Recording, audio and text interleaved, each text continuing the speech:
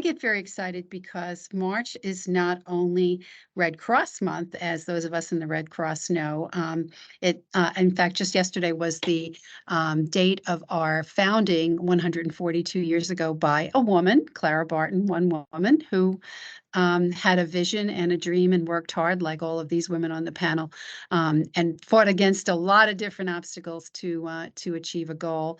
But it's also Women's History Month, so it's really wonderful to have this opportunity tonight to celebrate women who are leaders in the world of disaster response and do so much for their communities.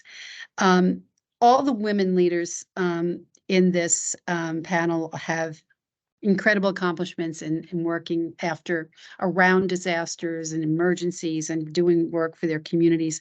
And again, for the men at this meeting, they're not just great role models for girls and women, but they're great role models for us all. So you're going to learn some great things this evening.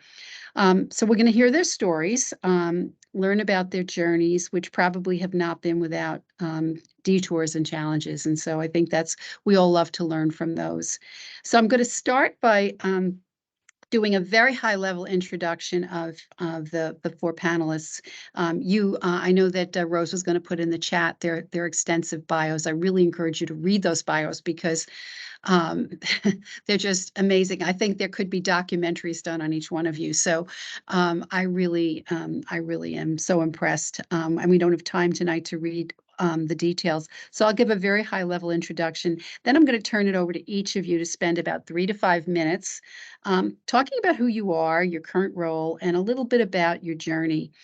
So we'll get to that in 1 second, but let me just give you some really quick headlines, if you will, from our panelists. We have Racine Lee Droz. I hope I'm pronouncing your last name properly, Racine. She is with City Harvest, and those of us who know the work that City Harvest does, we're feeding New Yorkers who need to be fed. And I was just impressed realizing that they rescue 75 million pounds of food every year and deliver it to hundreds of food pantries around the region. That's just an enormous undertaking. And Racine herself has been with that organization for quite a while and has worked her way up to the position of Senior Director of Operations and Disaster Response. And if you know logistics, you know that moving that much food around to so many different places is just probably incredible, and especially given the COVID challenges that we've had over the past couple of years. So Racine, thanks for being with us tonight and for all the great work you're doing. And now a legend. My next person I'm introducing is A.O. Harrington. And the only way I can describe her as a social justice activist, and she's been that for her whole entire life, it appears. She's the co-chair of Lower East Side Ready, which is an organization that sprung up pretty much after Superstorm Sandy to bring relief and support to the community, especially the most vulnerable in the community, and providing community-centered disaster planning and support for the those marginal in the most marginalized communities. I have to read a couple of things from Io's bio. She's not only organized the community after Superstorm Sandy, she was responsible for directing financial, housing, and other resources to over 160 survivors of the 2015 Second Avenue explosion, if we all remember that. For decades, she's worked as a crusader to reclaim land and repurpose it for public benefit and use. Just too many things. Please read her bio. With her bare hands, she also helped gut and rebuild several abandoned buildings as affordable housing. This is grassroots activism and work. So, Io, we're so excited to have you on our panel tonight, and we can't wait to hear more about your story. And then we have Lisa McGee, our very own Red Cross Lisa McGee, who is the regional disaster officer for the Red Cross of Southeastern Pennsylvania. And Lisa has been with the organization since about 2007. She was formerly working as Deputy Regional Disaster Officer in nearby New Jersey. And she oversees a staff of at least a dozen paid staff, but as well as hundreds and hundreds of volunteers who are trained and ready to respond to disasters that are local and even nationally all over the country. So Lisa, we're excited to have you here today and proud to have you part of the Red Cross. And my final panelist is Rosaura Gonzalez, who is Director of Fundraising and Development for MIRA, which is an amazing partner to the Red Cross. This partnership started since 2018. It's really grown so much. I'm sorry, she's been a volunteer at MIRA since 2018, but this partnership goes back to Superstorm Sandy, where MIRA began their partnership with the Red Cross, which has now grown to a national level. And those partnerships with community organizations like MIRA are so important to us and the communities that we serve. And in her day job, she serves as the vice president for sales for a leading financial tech company. So there's so much more in their bios. I hope you read them, but let's get started. Racine, I'm going to start with you and ask you to talk a little bit about your current role and maybe just a little bit about your journey. If you could keep it to 3 to 5 minutes, we'll go around the horn and hear from everybody. So Racine, you're up. Yeah, absolutely. Thank you so much for having me. So I'm the Senior Director of Operations and Disaster Response at City Harvest. I've been with the organization for almost 15 years. And what I oversee is all of our transportation. So we do have about 35 unionized drivers. I oversee the command center, which is our logistics and planning team. I also oversee the production side with our warehouse. So a lot of what we distribute at our mobile markets are our repacked food items. So taking bulk items and putting them into individual bags. That team that handles that, I oversee the logistics with that, as well as all of the disaster response efforts at City Harvest.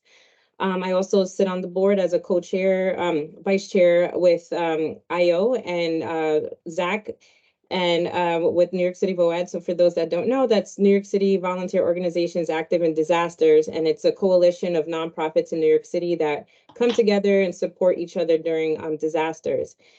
So I guess just quickly about my journey, I started when I first joined City Harvest. I was a temp. I was only handling phone calls, scheduling food drives, and just pretty much just had an interest in operations, just dibbled and dabbled a little bit. And, just because I just was really proactive in trying to learn other parts of the operation, City Harvest was very, very good to me, where they allowed me to just venture off and build pretty much my career and my title into what has, I guess, blossomed to where I am today.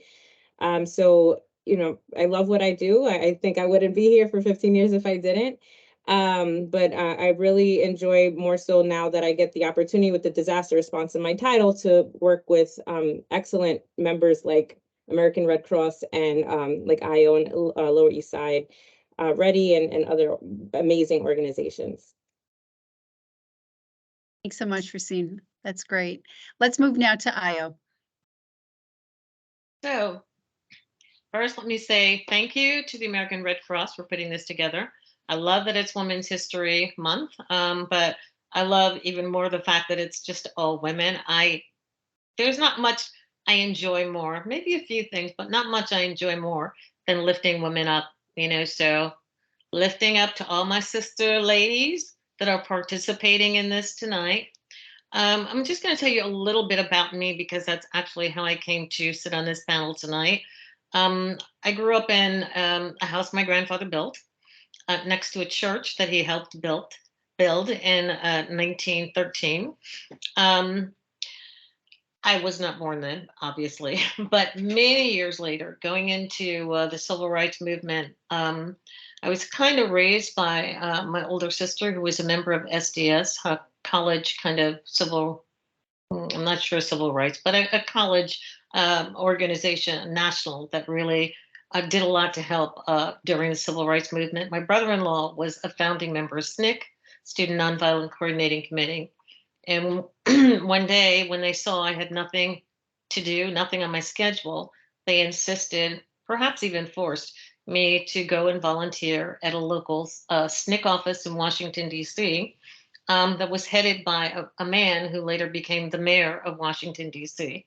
It was my first experience with volunteering.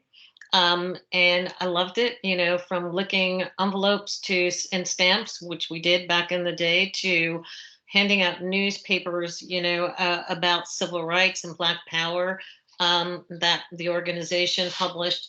It is now decades later, And I continue to do that very same kind of community-based work, whether it's been prison reform or community media, whether it has been picking up trash on my block with volunteers or in a public green space. It doesn't quite matter to me. But a friend did give me a magnet a couple of years ago. The magnet says, "Stop me before I volunteer again." It's on my refrigerator. It absolutely does not work. So I'm thinking still of suing the manufacturer of that magnet. That said, decades later, with lots of volunteering and with a social justice lens, with equity and racial justice at the front, I co-chair LES Ready. LES Ready, I think, was one of the first organizations that defined itself as a community-based first response group. Our coalition is made up of 36 currently organizations within our neighborhood. It's a diverse group. They provide housing services, senior services, youth services, legal services. They're involved with climate change. There are a couple of clinics that are members of our organization, as well as faith-based organizations. And together, what we do is we train around disaster preparedness. We basically get ready for a disaster. So there's a bunch of training that goes on an ongoing basis, and there's a bunch of outreach that goes on an ongoing basis to include not just these organizations, but kind of block by block. We have 26 block associations, so we include them as well. And our purpose is to, as locally as possible, to make sure that people understand that they need to be prepared for disaster, whether it's a disaster within their building or their home or their school or their community or citywide, such as with Superstorm Sandy and also COVID. We have mapped the resources of our organizations, and we have also helped to fund the retrofit of 5 of our organizations in different parts of our community. So if there's a disaster in this community, we can call on this person to see if they can house what our needs are, so on and so forth. But Racine mentioned New York City VOAD, and a big part of a disaster is the structural racism that continues to exist within it. And, we felt very strongly about that and spent a lot of time working with New York City VOAD on that issue. And, I'm really pleased to say that, as co-chair, the organization has begun to train itself to understand that people of color and communities of colors get the least response during disaster and are impacted the most. And therefore, must have a seat at the table. So LES Ready is the table. It's our community headed by a Black and Puerto Rican woman. New York City VOAD, is getting there. I'm in leadership, and Hope Racine is part of that leadership, but will head it in the very near future. I'm not sure what else to say. We are just a disaster preparedness and long-term recovery group. We have responded to many local disasters, such as the Middle Collegiate Church, which was destroyed by fire, or arsenic in the water, which was in public housing in our neighborhood, and of course, the Second Avenue explosion. But I look forward to your questions and hearing your stories. I'm so happy to be here with such great women. Thank you, Aya. That's great. Let's move to Lisa. Yes, good evening, everyone. So again, I am Lisa McGee, and I'm the Regional Disaster Officer for the Southeastern Pennsylvania region of the American Red Cross, and I work for the Disaster Services line. And I've been with the organization since 2007 and held various leadership positions from Washington, D.C. to New Jersey to Pennsylvania. I currently direct the implementation of programs across the disaster cycle, response, recovery, and preparedness, and 6 program areas to include response, recovery, logistics, workforce, external relations, and finance. So within that picture, there's a cadre of disaster program managers, specialists, and volunteers who provide frontline emergency services for those displaced by disaster, inclusive of mass care sheltering, individual assistance, mental health services, spiritual care counseling, and recovery services. I serve as a liaison to government and community partners to facilitate collaboration around collective strategies to prepare, respond, and recover from natural, man-made, technological, and terrorist incidents.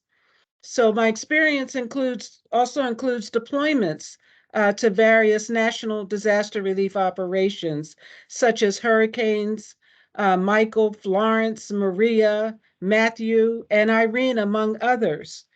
And the community, the work in the community serving all of our ethnic and cultural groups is really critical nationwide, but specifically in urban centers where I am now, like Philadelphia. So I've represented the Red Cross on, committees such as the volunteer organizations active in disaster, and now I sit on the Emergency Shelter and Food Committee for Montgomery County, Pennsylvania, as well. So prior to coming to the Red Cross, I held an information technology career working for private industry, the federal government, and the Department of Defense. So this evening, I look forward to our collective dialogue. And I want to thank Rose and the GNY team for inviting me to serve on this panel. Thank you. Thank you so much, Lisa. That was great. And now, last but not least, let's go to Rosaura to talk a little bit about her role at MIRA and also her journey. Thank you. Thank you very much. Good afternoon. Good evening, everyone. First, I want to thank everyone for joining today and for the opportunity of the American Red Cross that it's given MIRA USA to present in this women's panel. Very excited.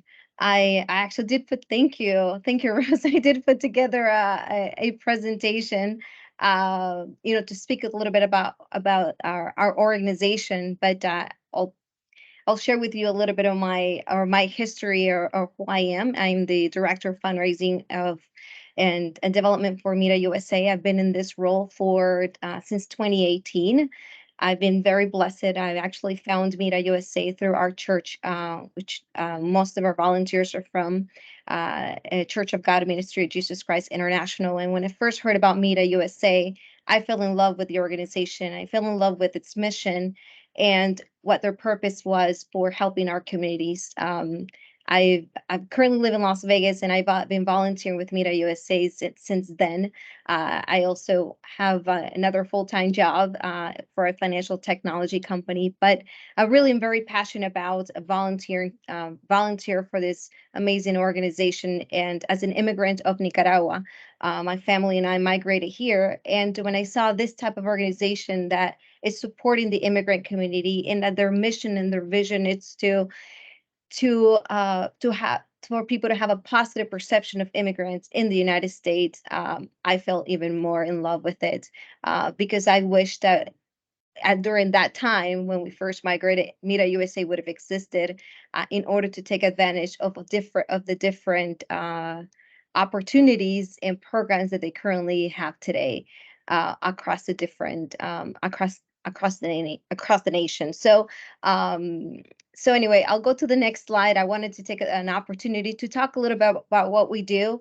Again, we promote the social integration of immigrants in the United States, and our mission is to promote the social, the communal, and the civic integration of immigrants in this country.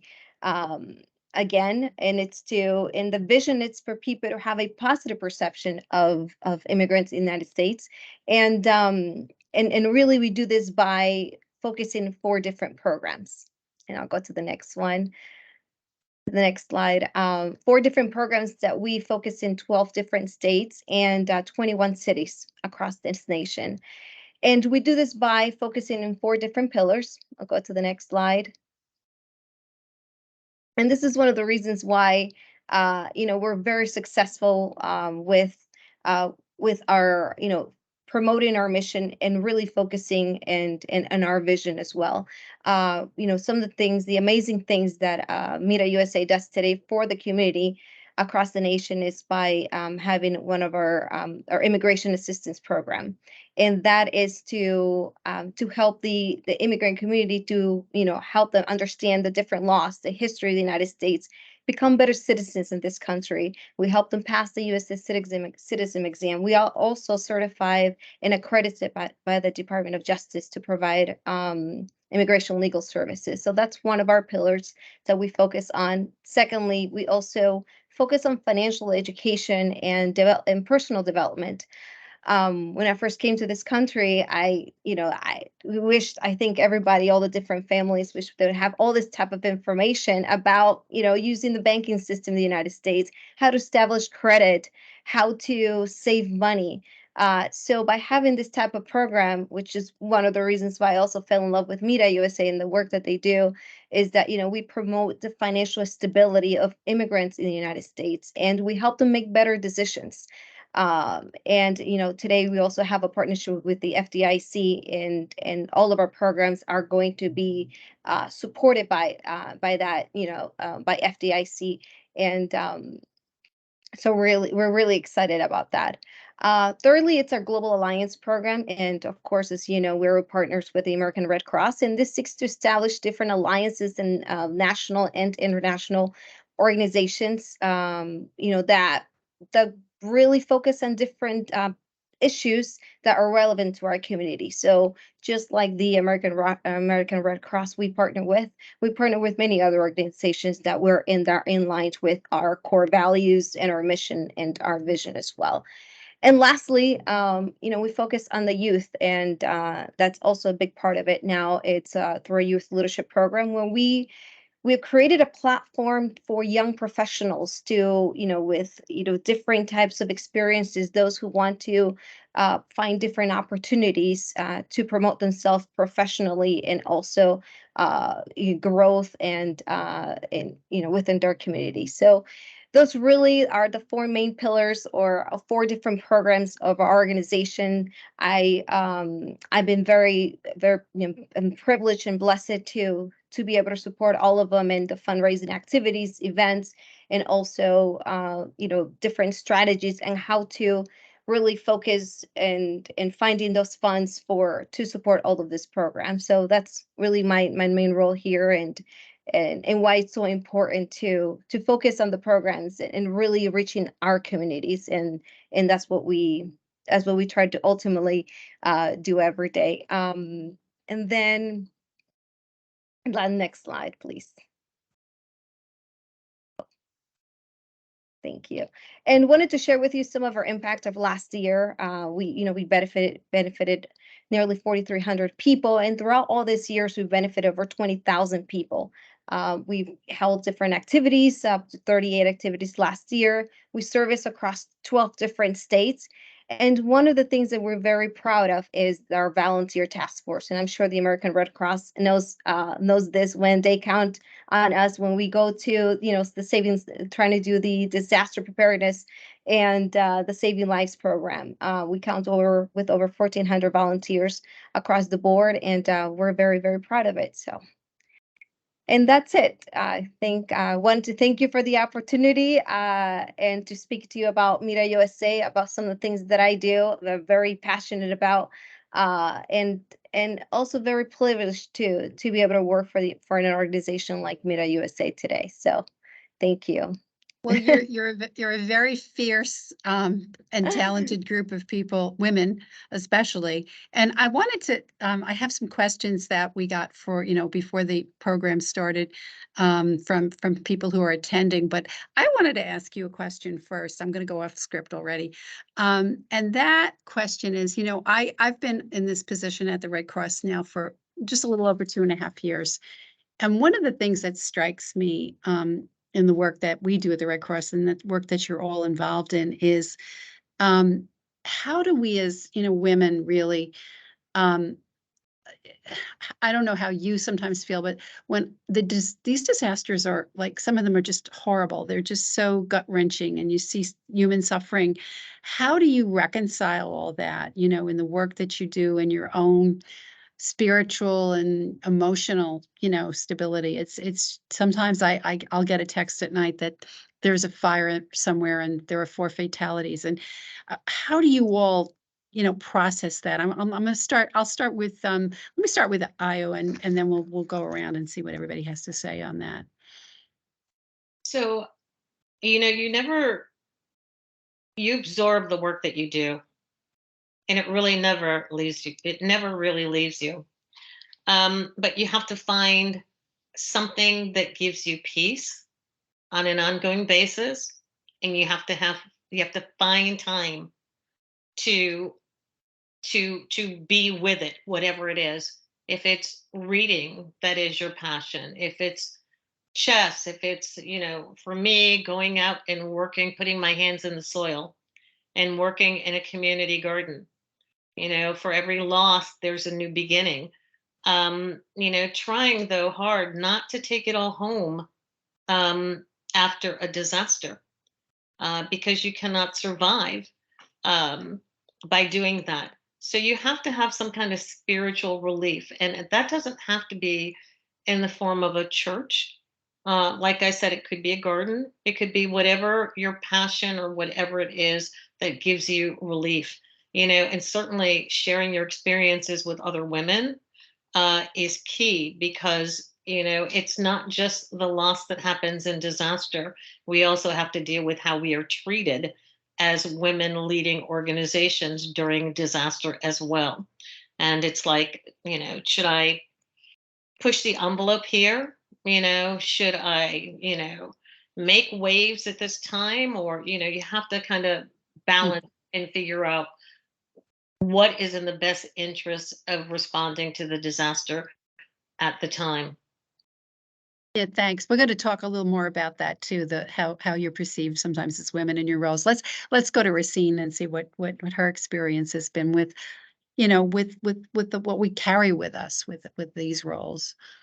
Yeah, I mean, I kind of would want to piggyback on what Io said about, relying on others, and I see it as a sisterhood when it comes to the other women that have either experienced it or not. Because when I was deployed to Florida, I had to support Feeding America sent me over to Jacksonville to help the food banks pretty much find their source of food again. They lost all of their contacts, and they even their staff were not in no condition to return to work. So even with supporting with that, when I would speak to those at home, they had no idea what I was going through. So I think it's also being kind with those that you are like venting to, because chances are they probably don't understand and they can't empathize because they haven't lived it. So I had to kind of learn that not to take my frustrations out on them because I was feeling it and they didn't understand. But in speaking that, it kind of just gave me an opportunity to just kind of reassess. I have an amazing sisterhood. So they were like, Ray, it's okay, calm down. You'll get through this. So I was able to just really rely on that support. And then also the support of my organization as well. We have a lot of staff members that may have not been deployed, but they've done similar work and they understand in operations. I mean, we can all say that we all know from our work in operations, every day can be a tough day. But I would say that's what my support system, that's how I cope, is just talking to family and friends and just really relying on their support. Great, thanks so much. Rosaura, and then we'll go to Lisa. Sorry, I'm just having a little bit of issues with my. Do you want us to come back to you, Rosaura?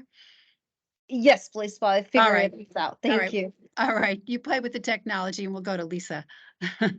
So that's a really good question. When I started with the American Red Cross, it was as a volunteer. I was an intern through the University of Maryland at the time in their psychology program. And I really wanted to do something that helped others through my studies. And so I came in feeling that I had a calling, a specific calling, because of the way I was connected to the Red Cross through the university. I thought I was going a different way, and I was going to work with assisted living senior centers and write up a proposal for that. But the school handed off my resume to the Red Cross without telling me. And then once I sat and watched the orientation interview about the response to 9/11, I felt inspired to work with the Red Cross. So I think part of the answer is to be able to adapt to the circumstances and the stress that we deal with in disaster is to have that passion. So I thought I had a special calling to do this type of work. And then I started in Washington, D.C., which had a high volume of fires. So I was around the clock rolling out to disasters, but I felt so fulfilled with knowing every time I left the scene that a family was assisted immensely. And so a wise leader said to me when I first joined the Red Cross, having the passion for the mission work is commendable, because she could tell I had it. She said, however, be careful to pace yourself. And so that's the biggest piece that I pull into my daily experience now, is to ensure that I pace myself, because there are times where disasters will have us working 14, 16-hour days. So then I have to pace myself. And then when I can, I'll lean in 100% throughout that operation. But then I will take the downtime that I need, to get reacquainted with myself and the things that I love in my personal life. So it's the ebb and the flow and pacing myself, that keeps me inspired and motivated. That's great. Right. Rosaura, do you want to add anything? Well, I'll just piggyback a little bit of what what others say with that. There were great, great, great feedback, and I think that when you're passionate about what you do, and ultimately, when you have that goal in mind, that what we do is to serve others, it's to help others, I think everything becomes much easier, and that helps you be able to help others in those type of situations, especially when they're suffering, when they're going through what kind of words can you say to someone that's struggling? They're going through a disaster or something that's happening in their life. But I think when you have that passion and that love for other people, and to really help other people, you can relay that message to them, and they'll feel the comfort, and they'll feel that, okay, somebody's here to help me and I can count on them. I think it's ultimately how each and every one of us react in those type of situations, and that ultimately is to help other people. So Yeah. Right. Well, thank you. Those are all great words of advice. And I think we all have to think about self-care through this whole process, right? It's so important. So I want to pick up on something Io was talking about when it came out of one of her comments. And maybe you all can expand on this a little bit. What misconceptions have you encountered in your current role? And how do you address those? And so, how do the people that you meet or supervise or have to work with, or sometimes it may be elected officials or whatever, how do you deal with misconceptions and set the tone right for your leadership? Let me start with Racine on this one. I think for me, the biggest misconception is being a woman in operations is that I'm not a subject matter expert, and I get questions many times.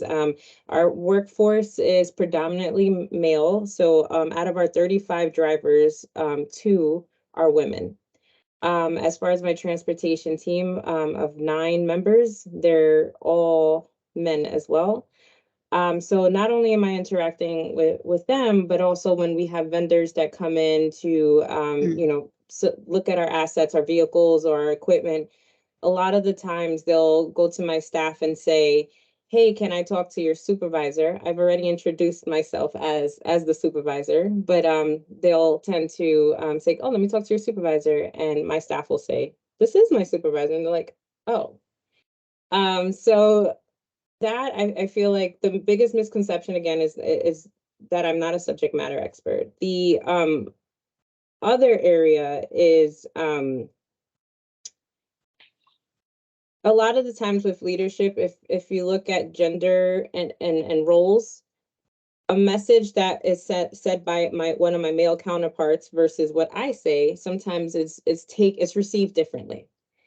Julie Stevens, who is our CEO, said it perfectly. She said it with such finesse. She said, sometimes you have to be mindful that your bark can be perceived as a raw. And sometimes you have to just manage how you navigate through some of these conversations, unfortunately. But it's difficult to be told that too as a woman, because you want to be able to communicate and not have to be judged because you're a woman. But how I pretty much navigate around that is, just pretty much stand my ground, let them know that I've, been a part of this industry for a very long time.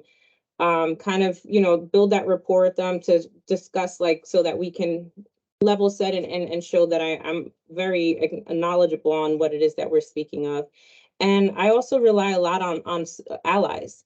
So one of my direct supervisor, who's a male, I actually love the fact that he's been serving more of an ally in my corner. And when those things do happen, he speaks up about it.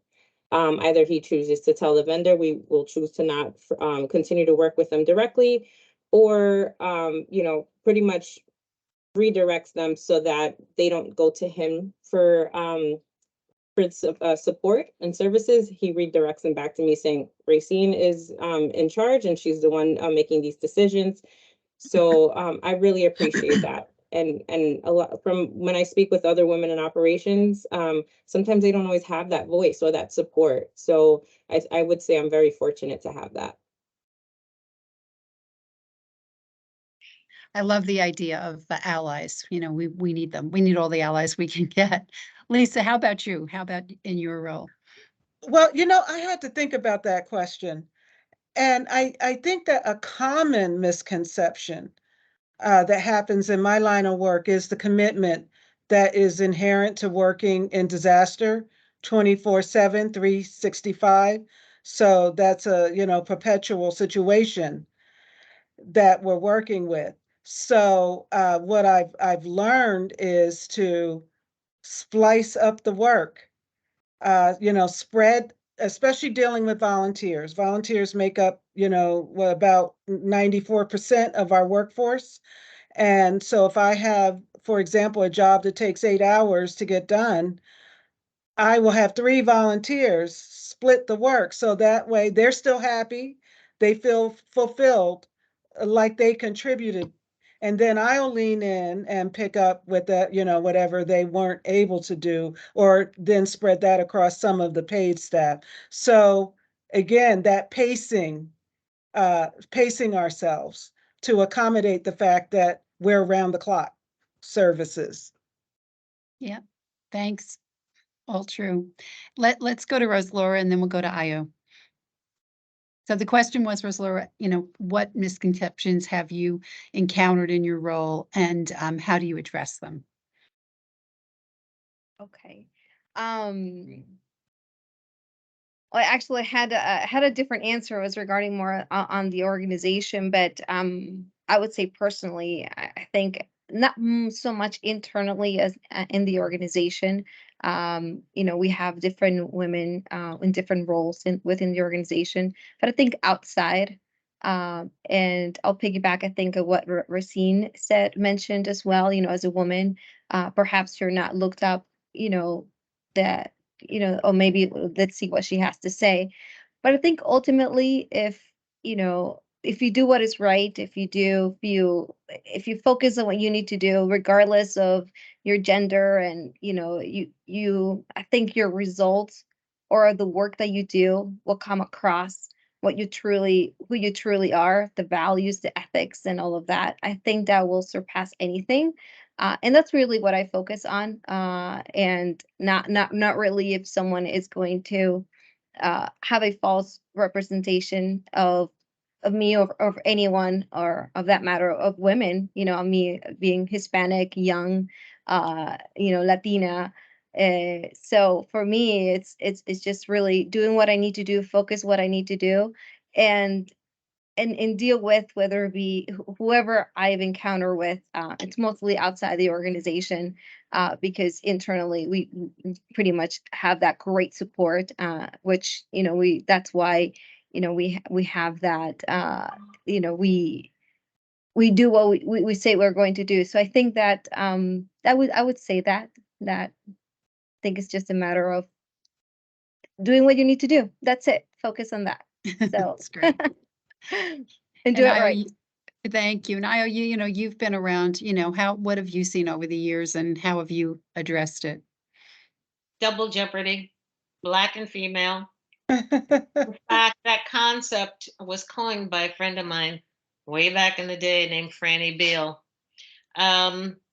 So I think that those two things are the things that, and I don't know if it's a misconception, it's just structural racism and, all of that that's been furthered over the years. But if you're a woman and you're Black, well, first, if you're a woman, you don't know what you're talking about, whether it's disaster preparedness or it's being a mechanic, right? And if you're Black, it's even worse because it's not only that you don't know anything about disaster or you don't know how to fix a car, but you have no right to be here. You have no right to be here. You have no right to be in the room. You have no right to sit at the table. So, Black women in leadership have to push through all of that. And so I have to go back to my sister, who is like my mother figure. I mean, I have a mother, but she's my mother, my political mother figure. She taught me to walk into every single room like I own it. You are never to walk into a room like you don't know what you're doing or you don't belong here or a little fearful, or you're never to give that impression to anyone. And so I stand by that. And it really helps me to push through, all of that resistance. But, even internally within the volunteer part of our organizations, people are well-intended, really want to get involved and make a contribution. But, sometimes, you have all these people and you have something going on and you look around and there's like nobody behind you, Our organizations, especially community-based organizations, we do rely on volunteers, but, even in leadership, people have a lot to say, but are always not there, to have your back and to get out and to lead in the work. One of the things that has really helped me is that I have learned to be very kind to people when I am dealing with disaster work. That is really key. I don't care if it's a partner fireman, a partner American Red Cross person, I don't care who it is. You have to be kind, and you have to, even in disaster, even with second making decision, you have to be listening to others that are trying to help, so that you work in partnership. And that to me is really key. But the other things that I still battle with on a daily basis. And one of the things that has helped LES Ready with that is branding. Branding. The American Red Cross is branded. I'm sure that your organizations are branded. LES Ready is branded. We have it, our vest, our buttons, or so on and so forth. And so when we arrive at a disaster, people do make an assumption about us that we're part of an organization that can make a contribution and work in partnership. Yeah, it kind of neutralizes us, in that sense. You're right. And we're there to help, and there's a level too of trust. And I think I don't like to make generic statements about men or women, but I think sometimes too, even in a disaster, depending on the population that you're dealing with, there might be even more of a sense of trust of a female, the nature of culture and how women are, viewed as mothers and protectors. But I think that's really true. I think that branding really does make a difference in terms of how the public perceives us and the people that were there to help. So thank you. Those were really really interesting and good answers. The next question I want to ask you is about readiness. Readiness is something that every one of our organizations, it's like I was talking about firemen the other day and firefighters, not firemen, firefighters the other day. And I was saying it's kind of a funny job because you can be sitting in the firehouse, chatting up, eating your meal, and then the next thing you know, you're in a life and death situation. And that's a lot about, how our world is too, in a lot of ways, because we are responders in that sense. So when you think about readiness, what lessons have you learned about it, and what is some advice that maybe you have been given or want to give the rest of us around what matters in terms of being ready? So I'm going to start with Lisa this time. Okay, so readiness posture is everything. So that would be there's 4 things I thought of, and always be proactive, exercise and drill, always have a hot wash debrief, and then celebrate strengths. And so with being proactive, we need to do the research to understand historical information regarding disaster data for my area of responsibility and those jurisdictions that could potentially impact my area of responsibility. So for an example, if a hurricane strikes the Jersey southern coast, the Delaware and Schuylkill rivers can impact my region with residual flooding.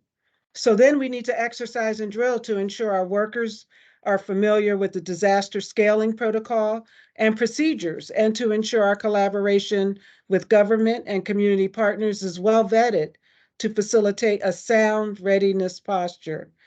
And then we need to process and communicate our communication chains.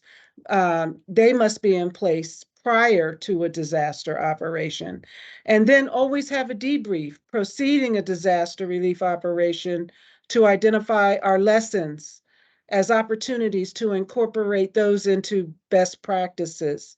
And then to celebrate our strengths, because celebrating those with effective service delivery helps to remind everyone of the challenges that were overcome, all the components of disaster that culminated in success, plus those things that we didn't do so well, those lessons learned, and then to interconnect all involved across functional internal groupings and external government and community partners. So a sound readiness posture. Yeah. Thanks, Lisa. And I was just thinking as you were speaking, and I'm going to go to Racine now, about COVID. That snuck up on us all like 3 years ago. If you can imagine, we've been dealing with this. It's been longer, but for us, at least in the greater New York area, we've been reacting to it over 3 years. How did readiness tie into City Harvest when COVID really hit in that, with so much power? What did it cause you to do at City Harvest?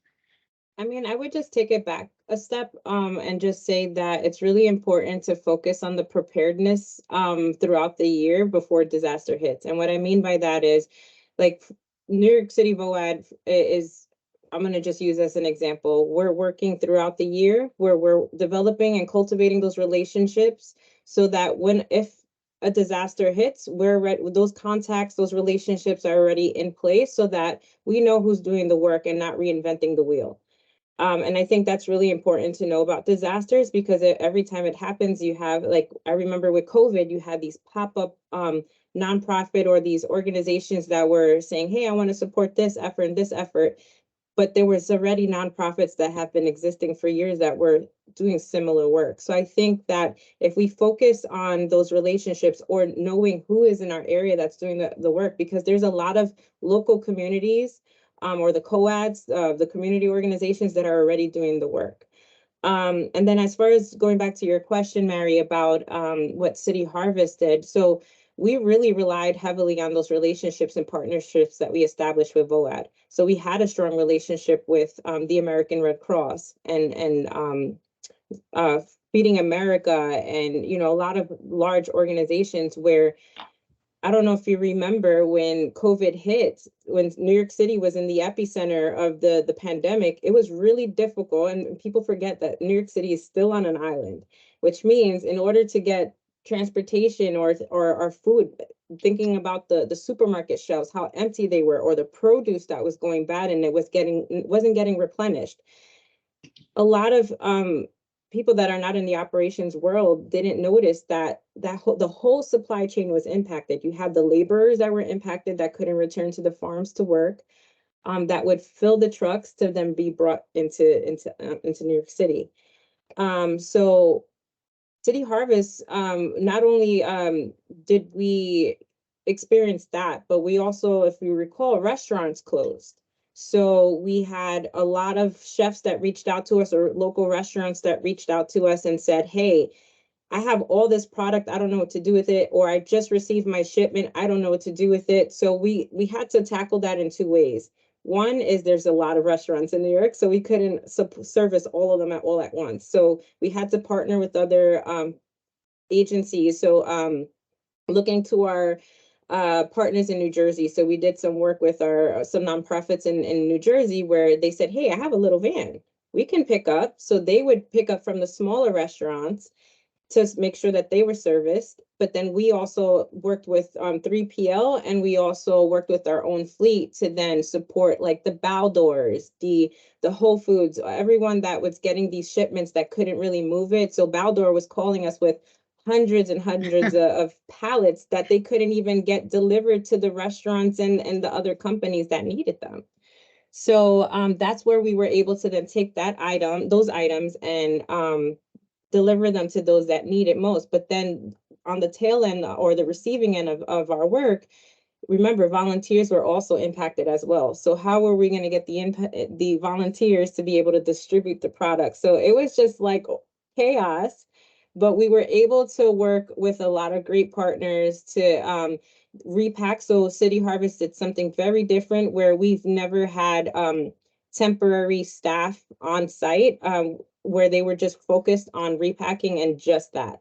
So we would bring those bulk items to get repacked so that we can do an easy socially distanced distribution. So we worked with NYCHA. We worked with many other partners to then make sure that we're able to get that food out. So that's how we were able to really support the community that were impacted, and ensure that they're getting the food that was needed. Yeah.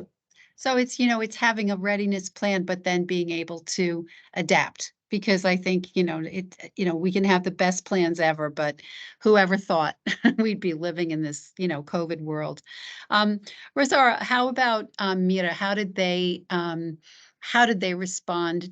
How do they look at readiness in terms of the work that you all do in terms of sending people out to community partnerships and, working in disasters? Sure. So as far as readiness goes, and I think one of the things that we're very successful in is the constant communication we have with our volunteer task force.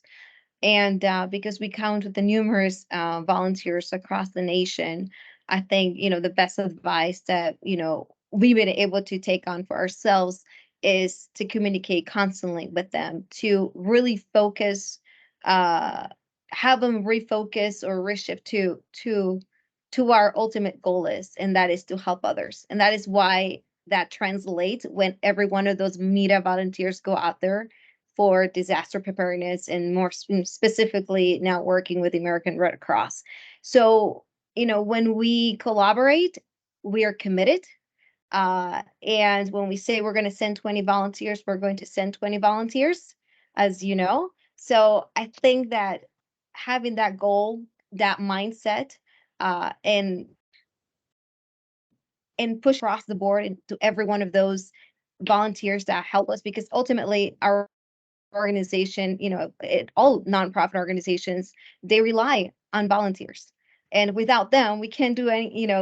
There's nothing we can do. So that's why we really shift our focus into, helping our volunteers, being there and communicate with them and motivate them to continue doing the work and ensure that that goal is still there in their mind. And that what we do is we do it wholeheartedly and we do it for others. So I think that's been really the key and the best advice that we have, and in that it has come across with our commitment, especially in this disaster preparedness and working with the American Red Cross today.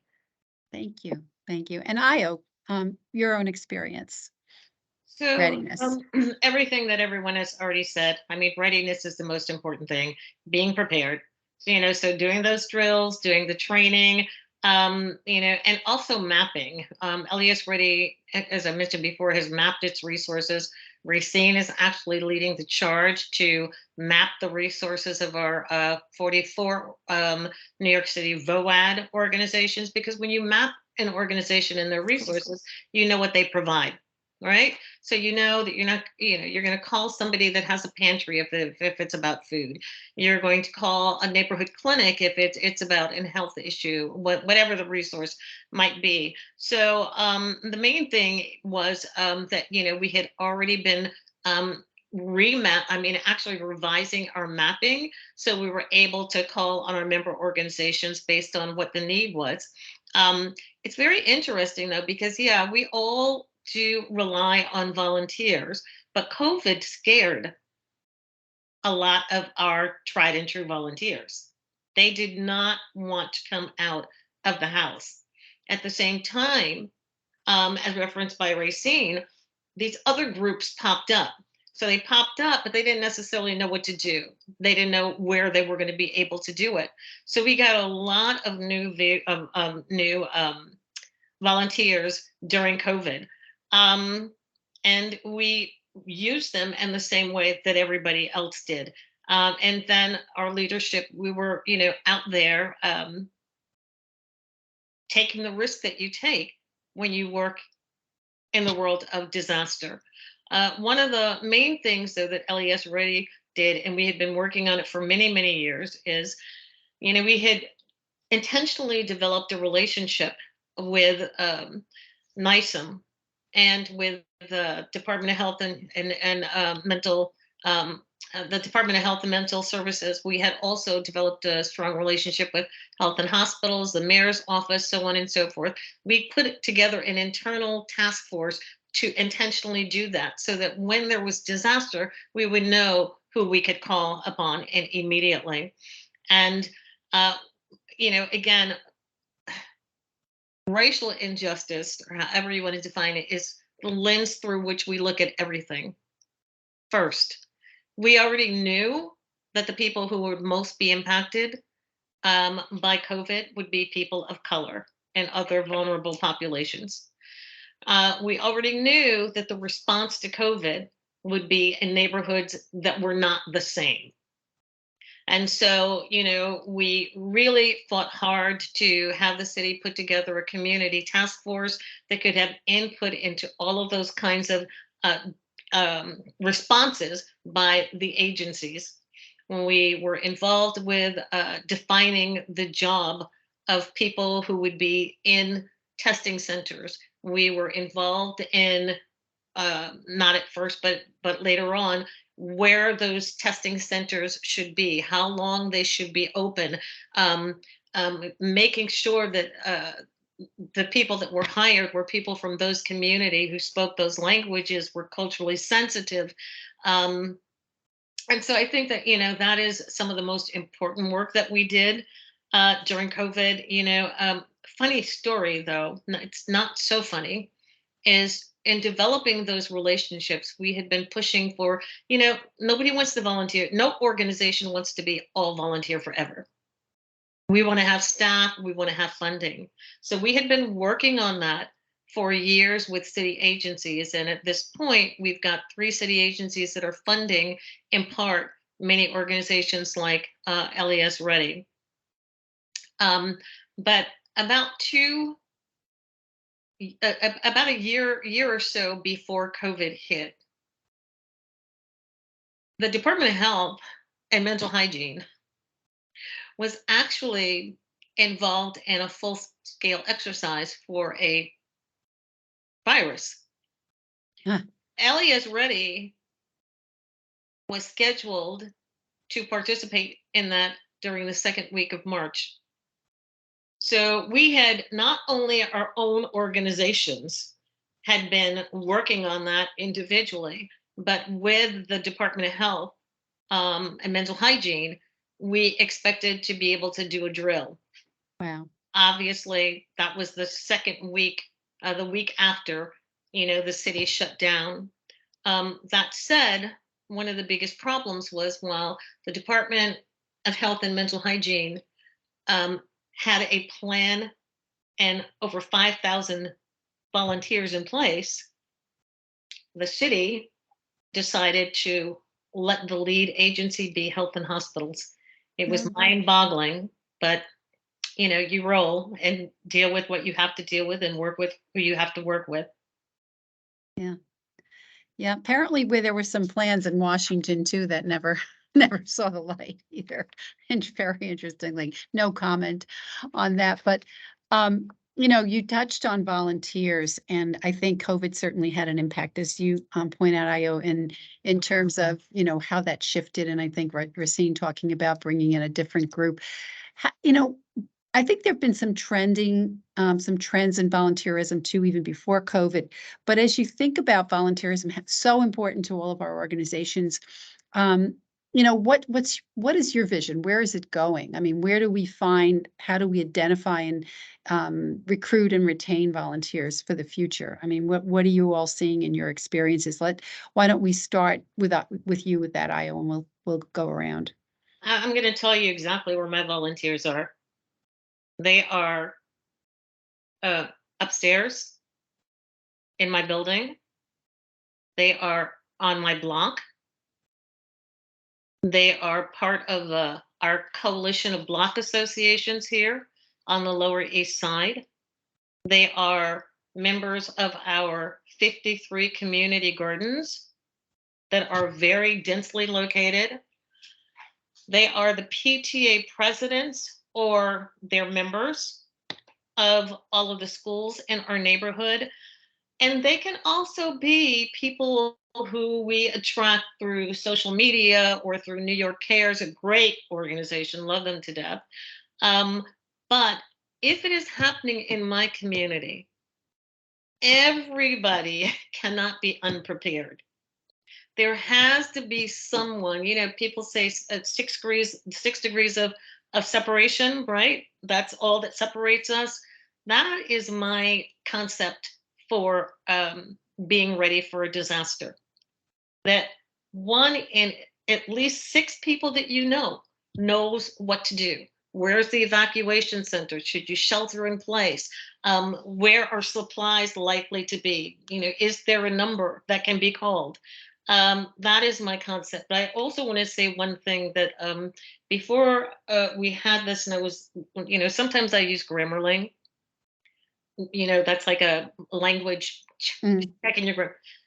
And I put in the word man-made, and it checked me. It checked me. It was like, no, human-made. So I just wanted to throw that out there. So that Good to know. if you think about language, but can you believe it? Yeah, words matter. Words matter. Yeah. So my volunteers are the people that I know, and I'm happy to see, during the beginning of Sandy, 3,000 people from outside of the community came through social media. That was a different situation. And they were appreciated and they worked well. But you have to have them right where you live if you're responding to something in your neighborhood or not. Yep. Thanks. And let's go to Rosaura. And how do you see volunteerism shifting in terms of the MIRA population?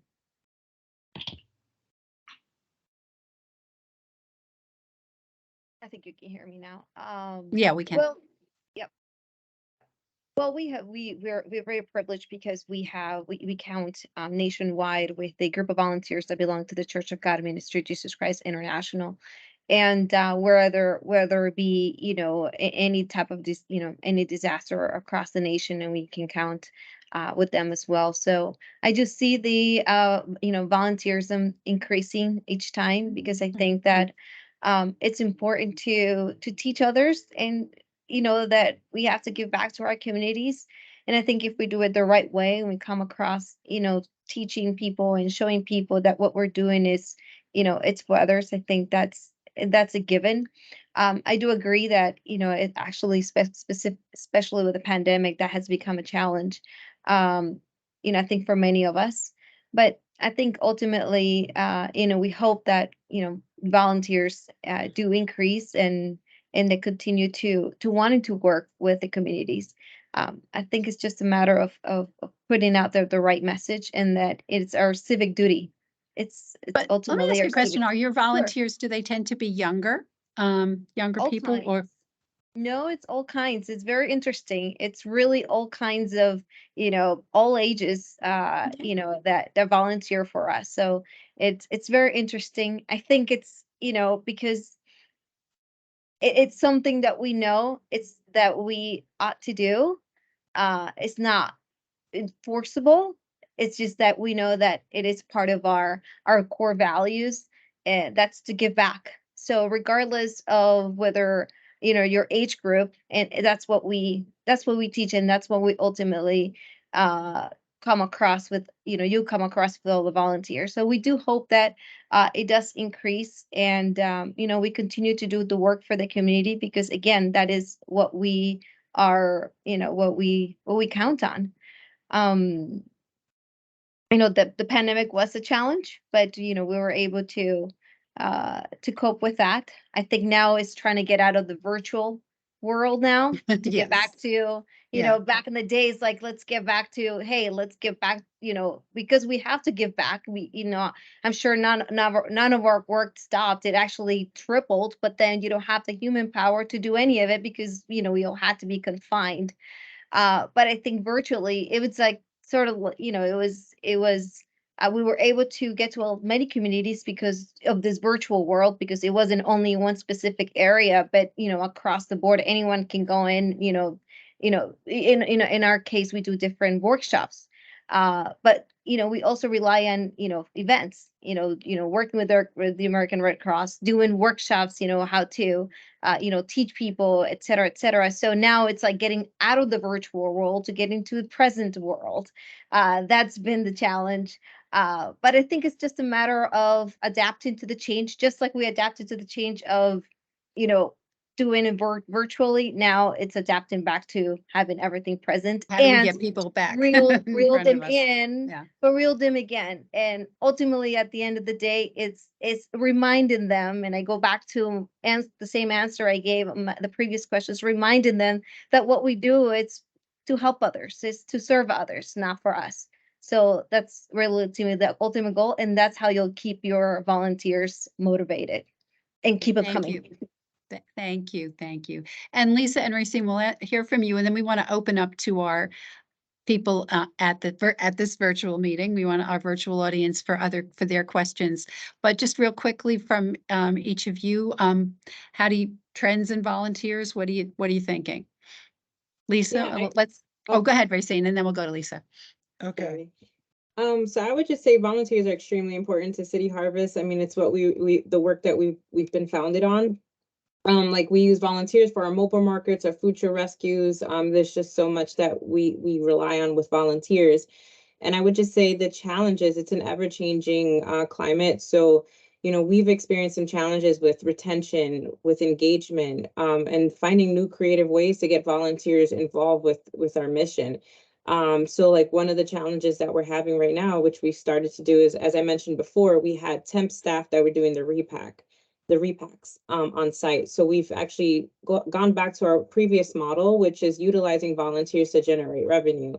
So we'll have corporate volunteers come and repack. They'll do like a philanthropy initiative where they'll all come in and then donate X dollars to be able to support us with the mission. So those are ways that we've been really trying to ramp up on how to utilize our volunteers and also generate revenue. Yeah, episodically. Yeah, that's a great point. And that's a great way to bring these corporate partners in. And we'll go to Lisa and then we'll go to our virtual audience. Lisa. Well, I just want to say volunteerism and altruism within the Red Cross is tremendous. And we would not be able to fulfill our mission without our volunteers. I've worked with them for about 16 years, and I was able to complete projects and achieve annual goals due to volunteer power. But during that period, I learned that volunteers connect to a mission and organization because they feel inspired and motivated. And that's usually based on their first impression of the organization. So our job is to hook them. And then we need to pull them in with the initial orientation. And then they need to feel moved emotionally by our organization's mission, vision, and values, but then they reflect us. So I find that as staff or paid employees, we always have to check our energy and how we are presenting ourselves on a daily basis. And because our volunteers, again, will reflect us. And then we have to ensure that, we're utilizing their time and their talent and energy appropriately. And the follow-up is critical in establishing that trust and then their subsequent commitment on their part to participate in our mission work. So, that's what I've learned about volunteerism. We have experienced a trend downwards throughout the pandemic. We lost, some of our volunteer cadre. So now we are in the process of recruiting and re-engaging some of those who left. So I'm going back, to what I just spoke about getting them while they're hot and ensuring that we make a good first impression. And I think our vice president with the Red Cross calls it a good hello, or that warm hello. And then that, we follow up, and then, we carry ourselves appropriately as well. Yeah, that's great. I think, recruitment is great and important, but engagement is probably, the secret sauce, right? Keeping That's them right. engaged, so Yeah. let's go. I know Norma's going to help me with any questions from our virtual audience, as well as any questions in the chat. So Norma, I don't know if we have any questions in the chat at this point, but if anybody on this call wants to raise their hand and ask a question of our panel, now's the time. We'll give it a couple of seconds.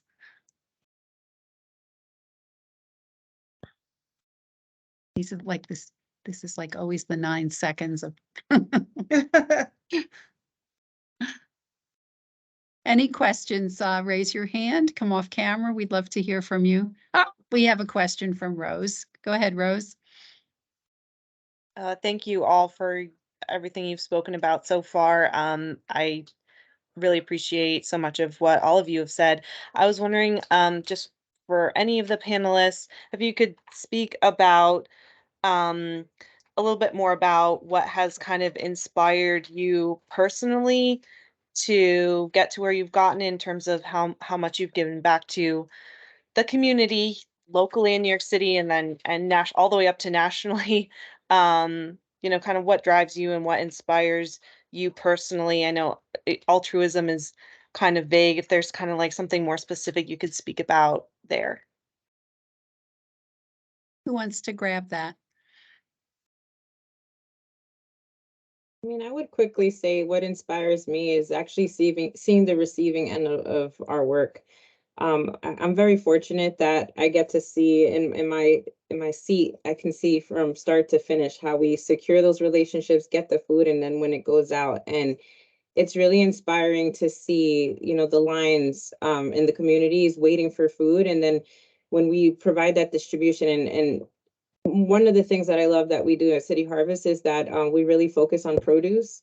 All of our items are nutrient dense. So, knowing that health, a lot of our clients have they already have compromised immune systems and are already at risk. And the fact that we're able to provide them with not only a healthy, nutritious option, but also to help them alleviate the thought of, you know what, I have X amount of dollars from left over from my paycheck, and you know what, rather than now I don't have to spend money on buying this food, I can actually spend it somewhere else.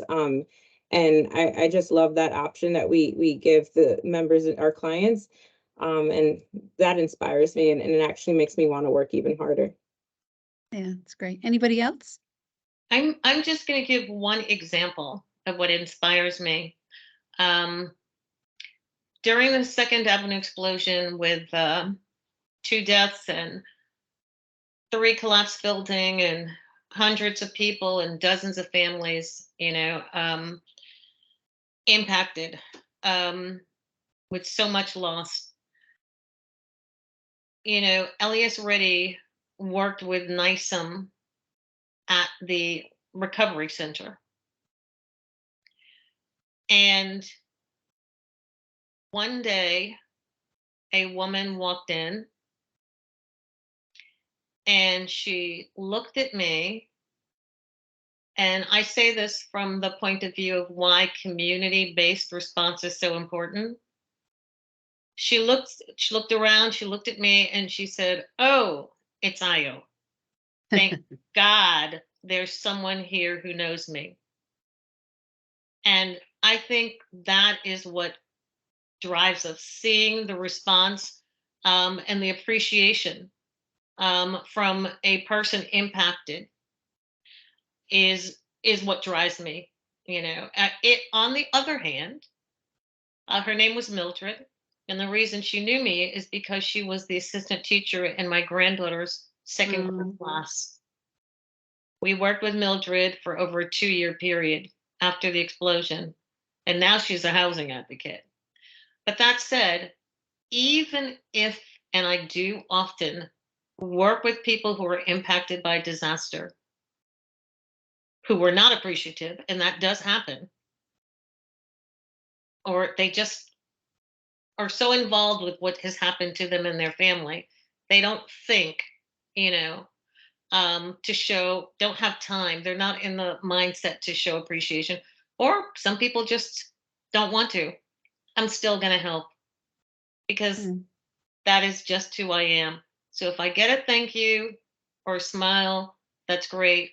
But the one thing that no one can ever take away from me is the satisfaction that I feel when I go home, and I think about what I have done and how it's going to make the world a better place, whether it's planting a tree or helping someone in disaster. That's what drives me. Thank you. Thank you very much. We have little hearts coming up on the screen now. Oh. So I see there's another hand, Norma. Yes, with that, there's another hand raised. Whitney Ricks, if you'd like to come off mute and perhaps come on camera if you'd like. Hello, Whitney. can y'all hear me? Yes. Good night, good night. Thank you, ladies, for finding the time to come on tonight. And this panelist is amazing, simply amazing. You ladies have touched my heart. You're very compassionate and just worthy of this panel right now. Thank you so much for being here. And so as I'm listening to each and every one of you, you all very much have something to give to the communities that we live in. So my name is Whitney Ricks. And I just completed my service as an AmeriCorps with the American Red Cross. Yes. And so, I'm moving forward in other positions. As of right now, I'm working with an organization called Community Impact. Okay. So Community Impact, what they do is they try to enhance the lives for individuals who live with developmental disabilities. Okay. There's a huge population for it. I don't know if you guys have heard of the New York City's Department for Individuals that have, I see some of my friends saying hi. Some of my team members, they're saying hi. So I don't know if you guys are familiar with the Office for People with Developmental Disabilities. Of course, Okay. Yes, they are our biggest, they support us, they finance a lot of this. They even allow us to have a program where they would pay to send some individuals in that population out to do volunteerism and even employment for a certain amount of hours. So ladies, if this is something that any of you are interested in, okay, please. Put your contact in the chat. Okay, I will do Whitney, that. that'd be great. I would do that. And I think you ladies would like to contribute to that population as well, because I decided that I wanted to be one of their advocates. Okay. And well, thank you for tonight. And I learned so much. And as I'm developing in my own profession as a developmental psychologist, the information that you ladies have given back to me, I'm a young professional, I would take that to the heart, and it helps me grow and helps me stop and control my vision for myself and how I would like to move forward and get over those challenges a lot of those challenges you ladies have brought up tonight. Yes. So thank you for that. And that's what I have to say. Thank you, Whitney. That was amazing. That was great. We have one more hand raised, Mary Cueva. You can come on camera. Yeah, we probably have time for 2 more questions. So let's hear from Mary. Okay, thank you so much, everyone. I appreciate everything that I've heard tonight. I can't wait for the recording so that I can go back to it over and over and over. But my question will be, how do you balance your life and your families when a disaster happens and you have to work 14, 13 hours a day? Does anyone want to start with that one? Lisa, I think you can start with that one. Well, I'm laughing because I came into this line of work post 40. When I was 20 something and, I had a young son, that would have been very difficult to work in disaster cycle services because I am essential personnel. So 24/7, I may have to drop what I'm doing. All plans are soft. So now, I'm able to balance that off because my son is grown. And so that has to be difficult for families with young children.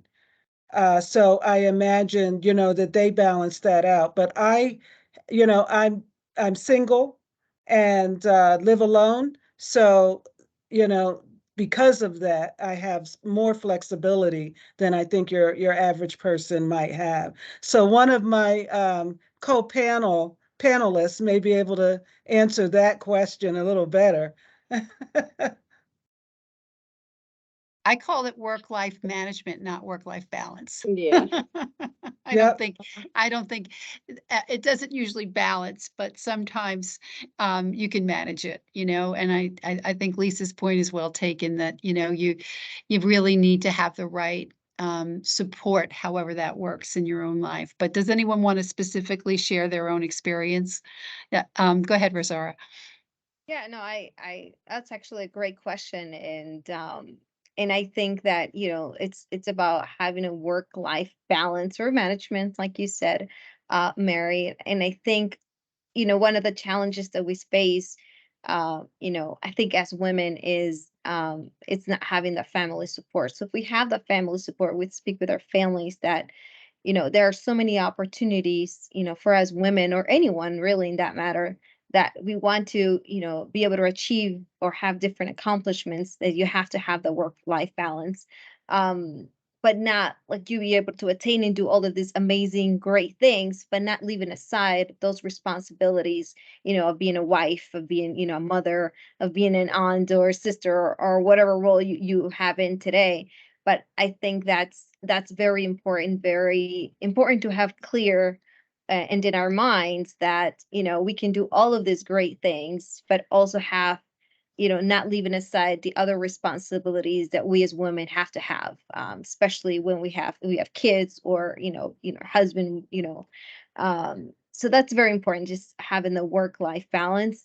I think that's the key to a lot of things, if we want to accomplish, especially us growing professionally or personally in our life. So just wanted to add that, my 2 cents in there. Thanks, Rosaura. So we have about 2 minutes left. Do we have any other questions there, Norma? If we don't, I have one more last question for the panel. And it's only one word answer. You can only answer with one word, okay? So think for 1 second. And this is a question I love to ask powerful women. And it is, what is your superpower? So think for 1 second. We all have a superpower, or two, maybe. And so I think I want to leave our audience tonight with a thought about, I would say for me, you know, I had some health problems this past year, and I realized my superpower was energy, because my energy was sapped. And when I relied on that so much to do what I do in my life. And so I think I was like, kind of like, if those of you who know Superman, it was like my kryptonite was not having the energy that I really normally had. So I'm going to go around and start with Racine. Racine, what's your superpower? One word or two? Is only two. I would say my one word superpower is that I'm resilient. I think that anything that is thrown at me, I've adapted and then started over and then learned from that and started over. So it's always adaptability. And fail. We'll talk about failure another time, because failure is where we learn, right? So let's go to Io. I hate to use this word, Come but on. I've got to do it. I mean, my superpower is that, I'm sorry, one word, confidence. But you can have two. It's confidence. It's just Good. confidence. Yeah. Yeah. It's great. And let's go to Rosaura. My superpower is my faith. It's my belief in God. That's it. Yeah. That's thank all you. I need. Great. And Lisa. My regional executive actually gave me my word, and it's versatility, because I've worked across a few divisions and regions and positions. So I've seen things a lot of different ways, and that has given me some expertise in my line of service. Thank you. You know, what a great note for us to end. And I hope everybody on this call who's here tonight is getting in touch with their own superpower, because that's what really makes us all so special and to give back. I just want to say thank you to you amazing women.